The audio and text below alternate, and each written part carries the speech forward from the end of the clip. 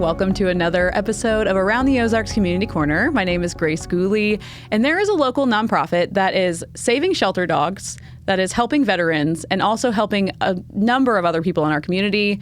And if you haven't heard their story before, we're about to tell it. So I have got Mike Brown here from K9s for Camo to talk about what they're doing. So Mike, thank you for joining me today. Thank you, Grace. Thanks for having us here. Yeah, absolutely. So let's get started with your mission. What does K9s for Camo do, and how do they change 3 lives with every match? Well, so when you first hear about K9s for Camo, what you think about are the dogs and the veterans. So you don't think about 3 different lives. But the veteran, obviously, is the end state. But let's start at the beginning, right? We've got the dogs that are rescues. So that dog could have been euthanized. So now, not only is it with a family and has a life, it has a purpose. The second one, and this is the one that most people don't realize, is that we work with Jefferson City Correctional Center, which is JCCC, and their inmates there help us train our dogs, task train our dogs. Wow.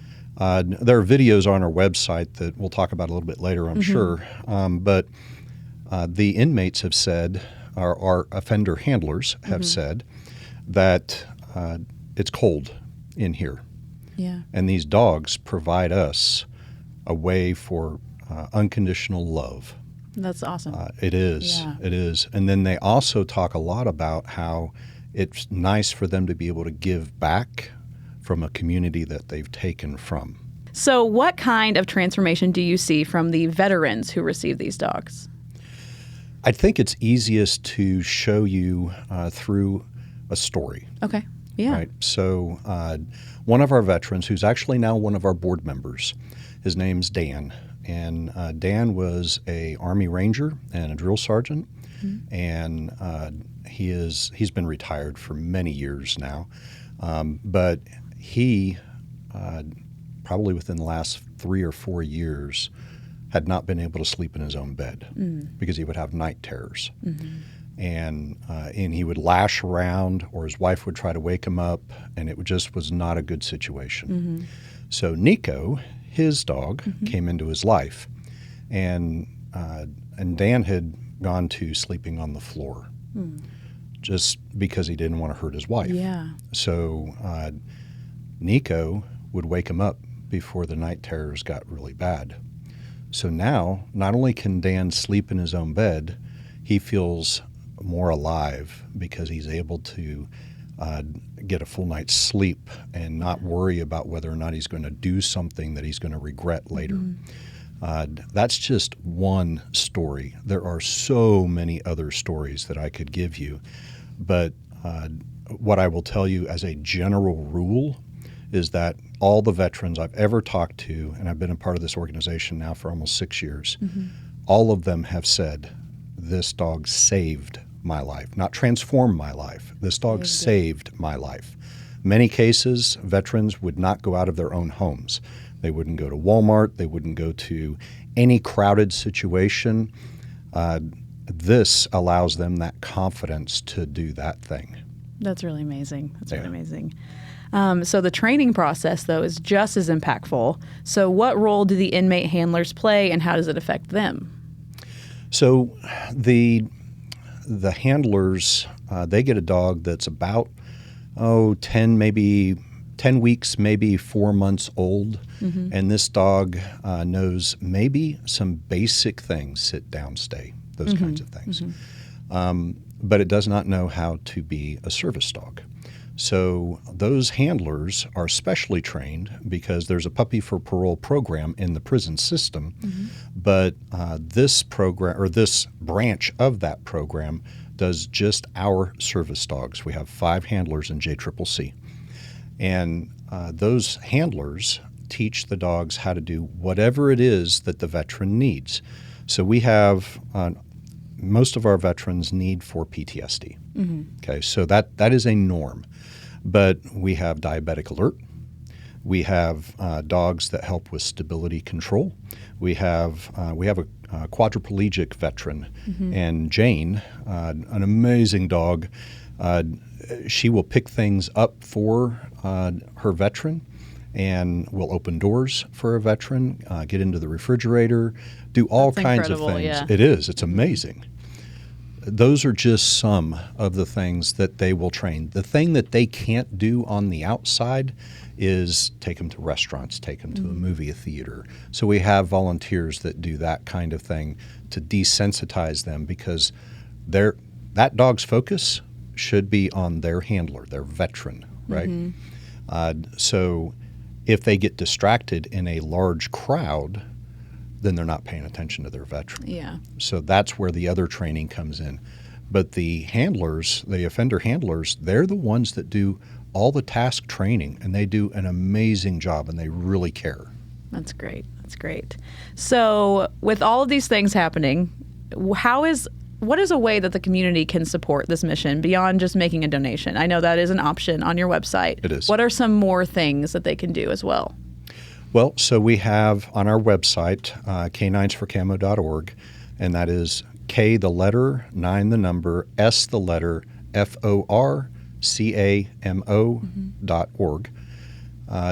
If you go to that, there is a drop-down menu to be able to volunteer.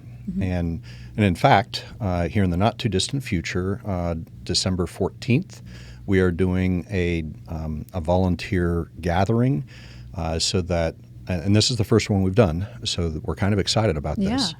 But we're asking all the volunteers to come in, all the new volunteers from our recent gala, and learn about what we really do. They've heard a little bit, kind of like what we're doing here, but they don't know all the details, and they don't know where they can fit into the organization. So that is an opportunity. If you're interested, go to our website or go to our Facebook page and see what we've got there. But then we need veterans to apply for our dogs.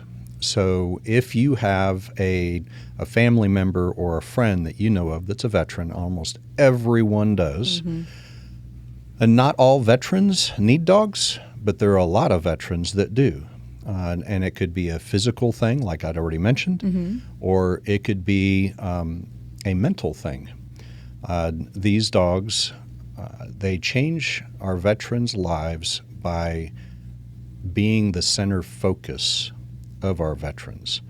I'll give you another example. We have a veteran that just recently, before he got a dog, he just recently received a dog, he tried to commit suicide. So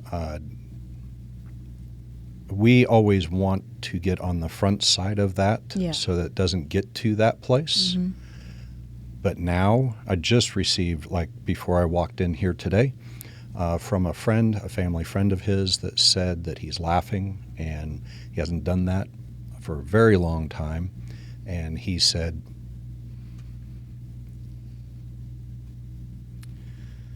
that he'll always be loved now. That's just amazing. You guys are doing incredible things.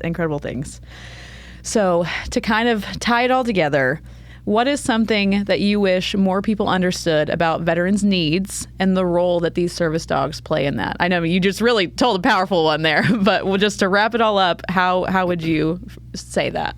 So most people, when they see a service dog and a person, they're thinking that there's a physical need. And a fair number of our dogs, they may be for a physical need as well, but almost all of them have a behavioral health need that they're meeting as well. When you see a dog, the assumption is there's a physical, but the reality is that dog is probably there as their best friend and as their companion that knows them as good, and in some cases maybe even better than their closest relatives. That's just, it's amazing. All right. Is there anything else that you want to hit on before I wrap up with this last little outro? Well, so we've talked about, and I didn't mention it in our previous, but we talked about veterans, but we're also allowed to, by our bylaws, give to first responders. Okay. So we do one a year. So if there's a first responder out there that you know that needs one, we already have a first responder that actually has helped us multiple times through our gala or other organizational needs. But we would like to give more to first responders as well. K9s for Camo is out here changing lives, doing amazing things. So if you want to donate, get involved, or if you know a veteran or first responder that needs a dog, visit K9sforcamo.org. Mike, thank you for joining me. Thank you, Grace.